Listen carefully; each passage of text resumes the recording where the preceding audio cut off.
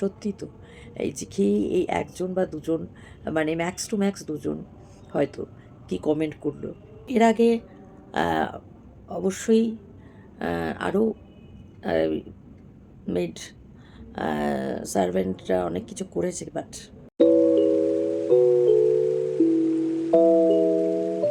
শুভ সকাল বন্ধুরা, কেমন আছো সবাই? আশা করি সবাই সুস্থ আছো, ভালো আছো, আর যে যেখানে আছো ঈশ্বরের কৃপায় নিরাপদে আছো। আজকে হচ্ছে 2রা মে আর বৃহস্পতিবার। এখন বাজলো হচ্ছে 9:15, 9:15।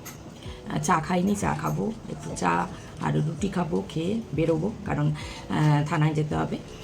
তো কালকে তো দুপুরে, কালকে অনেক রকম অনেকের কথা শুনলাম, অনেক কিছু উইদাউট প্রুফ তো কিছুই হয় না, তো সেটা জানাই। আর সেই কারণে আমার সিসিটিভি ফুটেজ, আমার ঘরে যে রয়েছে, ঘরে এবং বাইরে যে সিসিটিভি ফুটেজ রয়েছে, সেই ফুটেজের উপর বেস করে ড্রাইভারকে অ্যারেস্ট করা হয়েছে। আর একে আজকে আরেকবার আমি করতে যাচ্ছি, আমাকে বলেছেন যেতে অফিসার, তো একেও হবে। প্রমাণ তাদের হাতে যথেষ্ট এসছে, ফুটেজ দেখে তাদের মধ্যে কোনো রকম রিলেশন রয়েছে সেটা ফুটেজে বোঝা যাচ্ছে। আমাকে যেটুকু ক্লিপিংস পাঠিয়েছেন সেটাতেও বোঝা যাচ্ছে যে আমি ছিলাম না সেই অবস্থায়, কী হয়েছে। আরও অনেক ফুটেজ ওনাদের কাছে, সেটা তো কখনোই দেবেন না। তবে যৌথভাবেই আমার পিছে প্ল্যান করা হয়েছিল, আমার বিশ্বাসের সুযোগ নেই। তো যারা বলছেন না যে কোনো প্রমাণ ছাড়া আমি কিভাবে বলতে পারি, কিভাবে একে আমি করতে পারি, প্রমাণ যথেষ্টই। আমি বলবো না, প্রমাণটা পুলিশ করেছে। পুলিশ এখান থেকে দুপুরবেলায় কালকে 2:30টার সময় তুলে নিল ড্রাইভারকে, তাদের হাতে প্রমাণ ছিল। আমি তো ড্রাইভারের এগেনস্টে কোনো কমপ্লেন করিনি, কিন্তু সিসিটিভি ফুটেজ চেক করে তারা এমন কিছু পেয়েছিলেন যার জন্য তারা তুলে নিল। আমার ভালোবাসার যে মানুষজন, তাদেরকে আমি আপডেট দেবো, কারণ তারা আমার জন্য ওয়ারিড, তারা চিন্তিত যে আমার কোনো ক্ষতি হয়ে যাবে কি না, সে কারণে। আর যারা চাইছেন যে আমার ক্ষতি হোক, আপডেটগুলো তাদের জন্য না। আর অনুরোধ করবো, দয়া করে আপনারা আমার চ্যানেলটা প্লিজ দেখবেন না, please ignore me, please avoid me.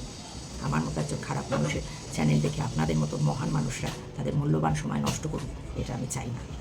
So please বন্ধুরা, সেই সকালের পর এতক্ষণে তোমাদের সামনে এলাম। এখন বাজে 9:32। খুবই টায়ার্ড, কদিন থেকেই মানে এত মানসিক প্রেশার চলছে যে খুব ক্লান্ত। আজকে একটু মানে ঘুমোতেই হবে, তা না হলে শরীর। মিস্টার চ্যাটার্জি একটু ডাকছিলেন, তো যাই হোক, একটু ঘুমানো দরকার। আজকে অত্যধিক স্ট্রেস, যেটা ডাক্তারের একদম বারণ, কিন্তু সেই স্ট্রেস তো চলছেই, বুঝতেই পারবে। মানে প্রচণ্ড ক্লান্ত লাগছে, ঘুম পাচ্ছে যে না, ঘুম হবেও না। আমি জানি যে আমি যদি এমনি শুয়ে থাকি তো আমার রাতে ঘুম আসা হবে না, কিন্তু ওই ঘুমাতে আজকে হবেই। তো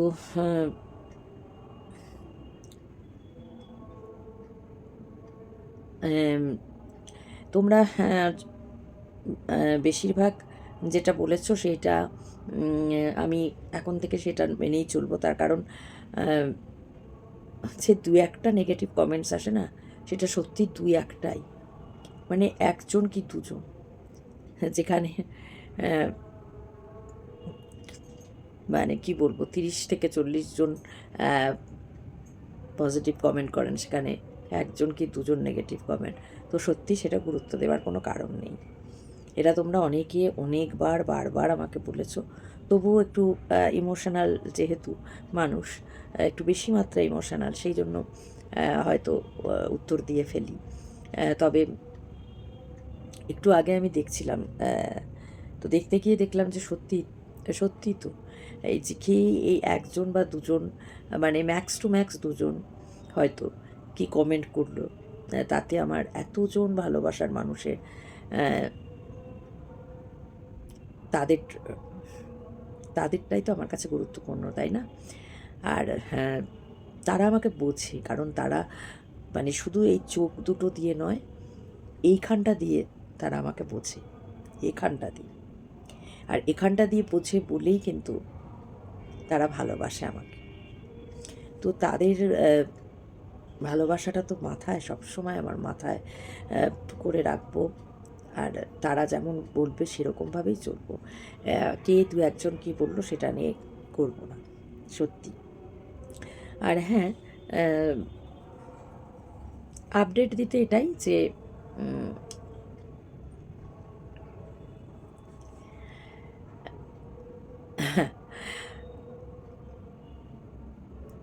সত্যি কবি যে বলে গেছিলেন যে বিচারের বাণী নীরবে নির্ভীতে কাঁদে, সেটা হলো। কাল থেকে যে বিষয়টা ছিল, পজিটিভ যেটা ছিল, সেটা আজকে বুঝতেই পারলাম যে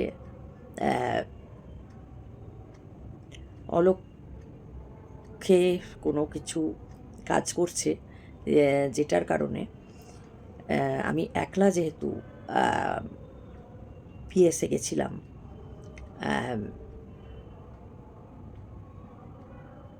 আমার একলা যাবার সুযোগ নিয়ে, আমার অসুস্থতা, মানসিক টেনশনের সুযোগ নিয়ে আমাকে ইমোশনাল ব্ল্যাকমেল করে, এবং ইমোশনাল ব্ল্যাকমেলটা হচ্ছে আমার সন্তানকে নিয়ে আমাকে ভয় দেখিয়ে কমপ্লেনটা উইথড্র করে নিতে বাধ্য করা হলো। সন্তানকে নিয়ে ভয় দেখিয়ে একা গেছিলাম। এখন যে মেয়েটি রয়েছে রিঙ্কু, এ গেছিল সঙ্গে, কিন্তু এর যাওয়াটা তো ব্যাপার নয় কোনো, কারণ এ তো আর কোনো কথা বলবার বা এর মতন নয়। মিস্টার চ্যাটার্জির পক্ষে যাওয়া পসিবল ছিল না, উনি ঘুমাচ্ছিলেনও, আমি ওনাকে ঘুম থেকে তুলে নিয়ে যেতে চাইনি, তার কারণ পারতেন না শরীরে। আর যেহেতু আজকে গাড়িও ছিল না, যেহেতু টোটোতে আমি নিজেই তো আমার ওটা নামা করতে অসুবিধা হয়, সেক্ষেত্রে ওনাকে আমি আর মানে ওখানে তুলে নিয়ে যেতে চাইনি, একাই ফেস করেছি যেহেতু বিষয়টা, এবং সেই সুযোগটাই নেওয়া হলো। আর এই যে ব্ল্যাকমেলটা করে উইথড্র করানো হলো, যেটা প্রচণ্ড ট্রিমেন্ডাস মেন্টাল প্রেশার দিয়ে উইথড্র করানো হলো, এর পেছনে তো ডেফিনেটলি কী রয়েছে সেটা আমি এখানে বললাম না। অবভিয়াসলি তোমরা বুঝতেই পারছো প্রেশার কোনো জায়গা থেকে।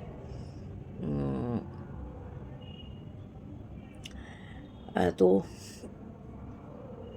ঠিক আছে, আমার মনে হয় এই আপডেটে অনেকেই আমাকে যারা পছন্দ করো তারা জানো, তারা বলেওছো যে এর কিছু ইয়ে হবে না, কারণ এরকমই ব্যাপার চলে, অনেকেই জানো, আমার লাইভেও অনেকেই বলেছো। এবং আর একটা বিষয় যেটা সত্যি কথা, যে ওই অত সত্যি তো বুদ্ধি ধরি না, বুদ্ধি ধরলে হয়তো লয়ার সঙ্গে নিয়ে যেতাম, তো সেটা হয়নি।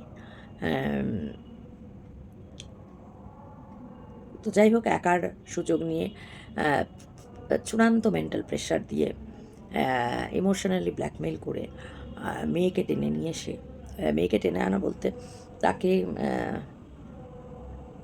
তার ক্ষতি একটা ব্যাপার কথা হয়েছে, বলা হয়েছে আমাকে। তো ডেফিনেটলি তোমরা জানো যে ওটা আমার ভীষণ দুর্বল জায়গা। তো আমার কেন, যে কোনো মায়ের কাছে তার সন্তান দুর্বল জায়গা, এবং যদি সেই সন্তানকে নিয়ে ভয় দেখানো হয় মাকে, তো আমার মতো যে কোনো মা বাধ্য হবে সরে যেতে, সরে আসতে। তো আমিও বাধ্য হয়েছি। চূড়ান্ত মেন্টাল প্রেশার, একা। তো যাই হোক, দেখা যাক, ভবিষ্যতের হাতেই ছেড়ে দেওয়া যাক আপাতত। তো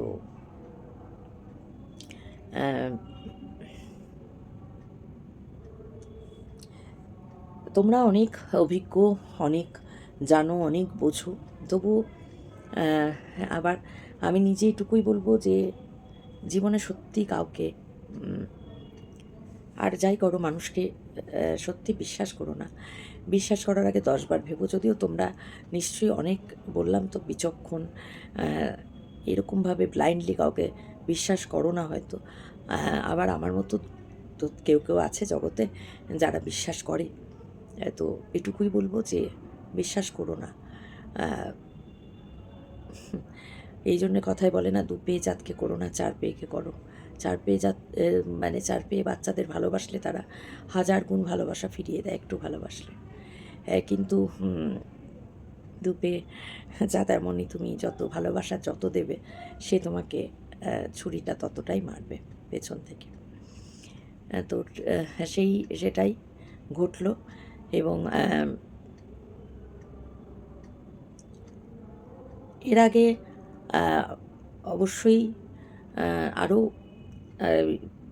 মেড সার্ভেন্টরা অনেক কিছু করেছে, বাট এই লেভেলে কেউ পৌঁছায়নি। তার কারণ বাই ক্যারেক্টার তারা, তাদের ক্লাসটা ছিল তারা মুখ করা বা নানানভাবে টাকা হাতিয়ে নেওয়ার সেসব করেছে, কিন্তু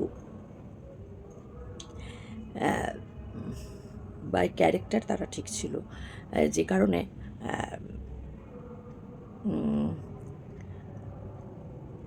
এতটা ঔদ্ধত্য বা এই ধরনের ভাষা প্রয়োগ বা থ্রেট যেটা মেরে দেওয়ার সেটা করেন। তবে কি এটাই দেখলাম যে আমাদের মতন মানে এরকম আমার মতন 53 বছর বয়সী মধ্য বয়স কেন, শেষ দিকের বয়সী আমি বলবো, আমার কথা পার্সোনালি, তাদের জীবনের কোনো মূল্য নেই। তাদের জীবনের কোনো মূল্য নেই। তাদেরকে মার্ডার থ্রেট দেওয়া হলে সেটাকে গুরুত্ব দেয়া নেই। এদেরকে তো মেরে দেওয়া যেতেই পারে, মশা মাছি মারার মতো। এরা এতটাই অধম, আমাদের জন্য কোনো কিছু নেই, এটা প্রমাণিত হলো আরেকবার। যদিও একজন বিখ্যাত অভিনেতা তার থেকে কয়েক বছর আগে যখন তাদের মানে মারা যান, সেটাও প্রমাণ ছিল যে স্বাভাবিক মৃত্যু নয়, কিন্তু তারপরেও অত বড় মাপের সেলিব্রিটি হওয়া সত্ত্বেও আজ পর্যন্ত বিচার হয়নি। সেখানে আমার মতন একজন সাধারণ সামান্য মধ্যবিত্ত পরিবারের গৃহবধূ বিচার পাবে, যে এটা আশা করাই বাতুলতা। তো সেটাই হয়েছে। বিচার পাওয়া যেত, পাওয়া সম্ভবও ছিল, কারণ প্রমাণগুলো সব ছিল। তবে ডেফিনেটলি সেই প্রমাণগুলো আর থাকবে না। তার কারণ আমি এটা এখনও ফেরত পাইনি। আমার বাড়ি থেকে যেটা কালেক্ট করা হয়েছে, ওই বক্সটা যেটা সিসিটিভি ফুটেজ থাকে, আমি অত জানি না, মোস্ট প্রবাবলি ডিভিআর বা এই জাতীয় কিছু বলে, আমি ঠিক ভুল হলে তোমরা এ করে দিও। তো সেটা এখন আমি ফেরত পাইনি, ফেরত দেবে বলেছে যে ফেরত দেবে। তো আমি জানি না যে সেটা আদৌ আমি ফেরত পাবো কি না। তো যাই হোক, কারণ দেখলাম তো যে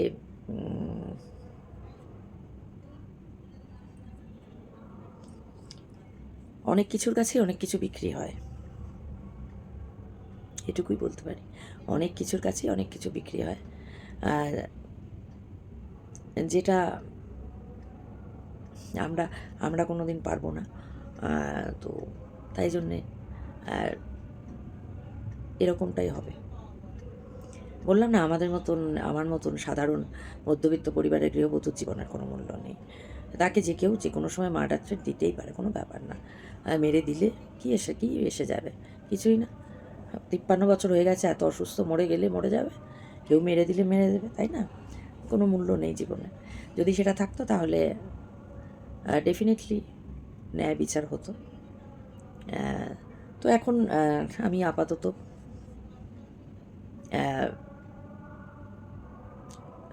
সরে এলাম, কারণ আমার সন্তানের ক্ষতির আশঙ্কা সেখানে তো যেখানে ভয় দেখানো হলো আমাকে এইভাবে, তো সেখানে তো সম্ভবপর নয়। তো যাই হোক, তবে দেখা যাক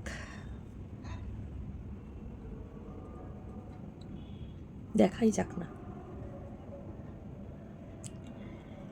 তো নিশ্চয়ই তোমরা আমার সঙ্গে একমত হবে যে একজন মায়ের কাছে তার সন্তানকে নিয়ে ভীতি প্রদর্শন করলে তার আর কিছু করার থাকে না বোধহয়। তার থেকে অসহায় আর কেউ হয় না। ঠিক এই জায়গাটাকেই এনক্যাশ করা হয়েছে। তো গতকাল যে অ্যাকশনটা নেওয়া হয়েছিল, আজকে সেটা কিভাবে বদলে গেল সেটুকু বোঝার মতন বুদ্ধি, কথা বলে এবং যে ভীতি প্রদর্শন করা হলো সবটা মিলে আমি ভালো করেই বুঝে গেছি যে কী কারণে কোন কোন কিসের জন্য এটা হলো। তো যাই হোক, এটাই আবারও বলি, হ্যাঁ, কবি তো সত্যিই বলে গেছিলেন, বিচারের বাণী নীরবে নির্ভীতে কাঁদে। জাস্টিস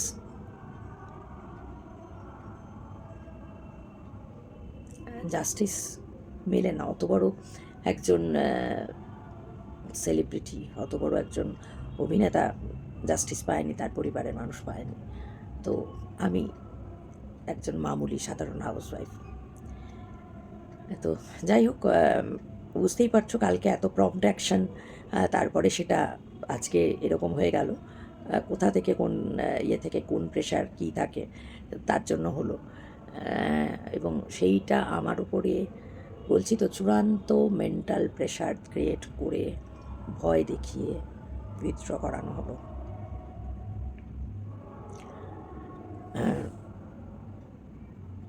এর জন্য প্রস্তুত ছিলাম না আমি। তো যাই হোক, কী আর করা যাবে বলো। আমার পুরোটাই আমি জানি, যারা আমাকে দেখতে পারে না তারা আবার এইটা নিয়ে অনেক কিছু কালব্যঙ্গ বিদ্রূপ করবে আমাকে। তো আমার কিচ্ছু এসে যায় না, সত্যি কিচ্ছু এসে যায় না।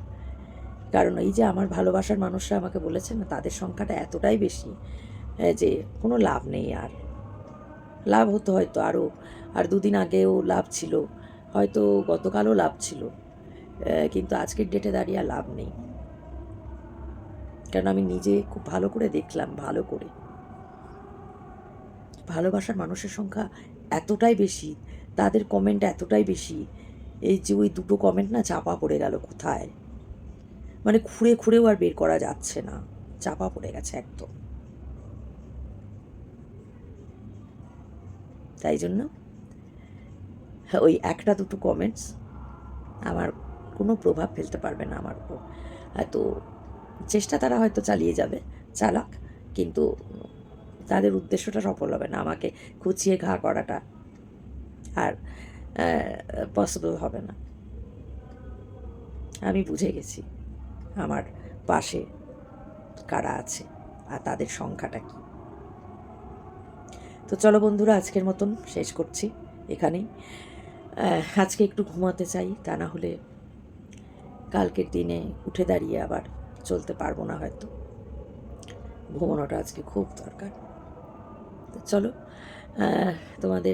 তোমরা সবাই ভালো থেকো, সবাই সুস্থ থেকো।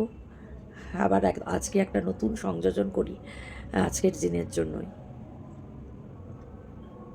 বিশ্বাস করো না কাউকে, বিশেষ করে এই ক্লাসটাকে তো নয়, একদমই নয়। একটা জিনিস হয়ে গেল এই সব কিছুর মধ্যে, আমি হয়তো কেন আমি কাউকেই আর বিশ্বাস করতে পারবো না, কাউকেই না। মানে আমার সামনে যারা থাকবে, অবভিয়াসলি তোমাদের নয়, আমার সামনে আমার সঙ্গে সরাসরি ইন্টারাকশানে যারা আসবে, আর বোধহয় পারব। তো চলো, ভালো থেকো, আজকের মতন আসি। গুড নাইট, শুভরাত্রি, খুব ভালো থেকো সবাই। আমাকে যারা ভালোবাসো অবশ্যই কমেন্ট করো, আর খোঁচাতে যারা চায় তারাও নিশ্চয়ই কমেন্ট করতে পারে, তবে সেই কমেন্টগুলো দেখার ঠিক প্রয়োজন আর আমার নেই। আমার ভালোবাসার মানুষদের কমেন্টের তলায় বললাম সেগুলো চাপা পড়ে গেছে, চাপা পড়ে যাবে। আমার চোখ অবধি যদিও বা আসে, এখানে ঢুকবে না। এখানে না ঢুকলে কোনো লাভ নেই। ঠিক আছে, সবাই খুব ভালো থেকো, সুস্থ থেকো, নিরাপদে থেকো। আবার দেখা হবে আগামীকাল অবশ্যই তোমাদের সঙ্গে। আমার সুখ দুঃখ, হাসি কান্না, ভালো লাগা ভালোবাসা সব কিছু নিয়ে তোমাদের সামনে চলে আসবো আবারও। ততক্ষণ খুব ভালো থেকো, সুস্থ থেকো, অবশ্যই নিরাপদে থেকো।